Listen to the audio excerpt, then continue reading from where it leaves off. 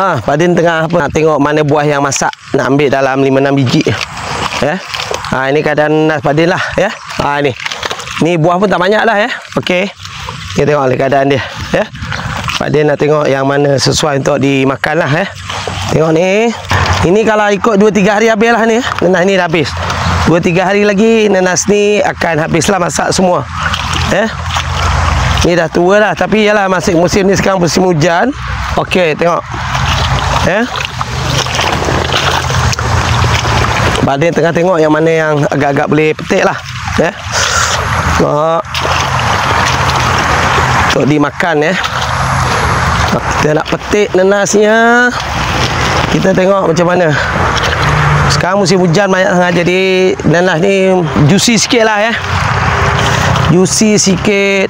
Lebat sangat hujan malam, ya. Okey, ni. Ya. Ni potong macam ni tak boleh ke? Boleh, tak ada masalah ni. Ya. Bila dah nak masak ni kita kena potong lah. Sebab apa? Kadang-kadang bila musim hujan banyak, semut banyak kat sini. Jadi bila keadaan kita dah bersihkan ni, secara automatik semua takkan dapat terlindung oleh panas. Dia tak nak, ni.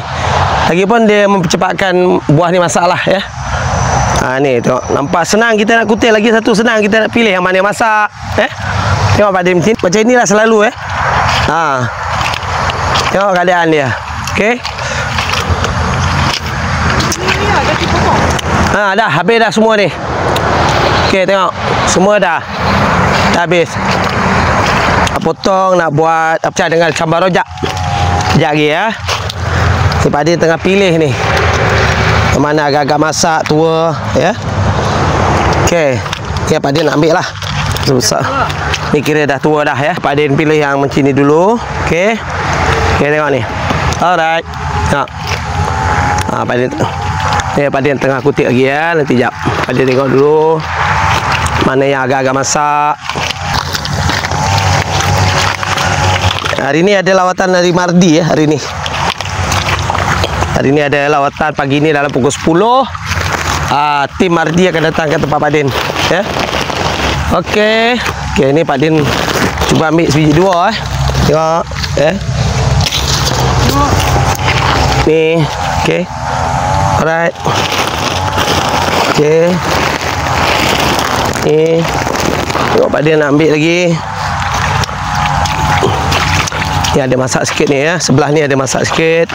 Kita nak tengok juga, keadaan yang dah mula masak. Ni. Okey. Ni pun juicy sikit, nanas ni juicy sikit. Okey. Hujan terlalu banyak, juicy lah, ya. Biasalah, ya.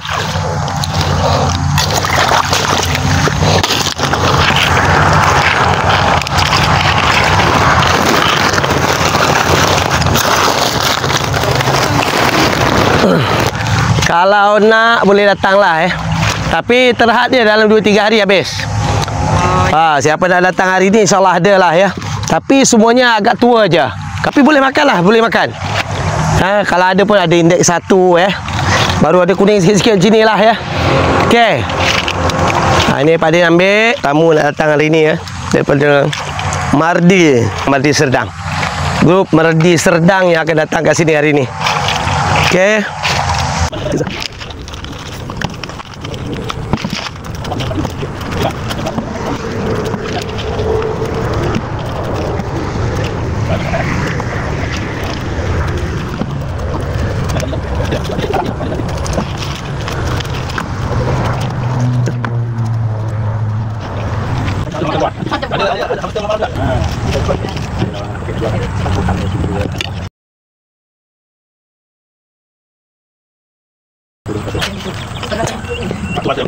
Bau nasi tu ya? Ini habis lah, tak? Ini juicy sangat lah dah. Tapi tak apa, boleh je. Okay.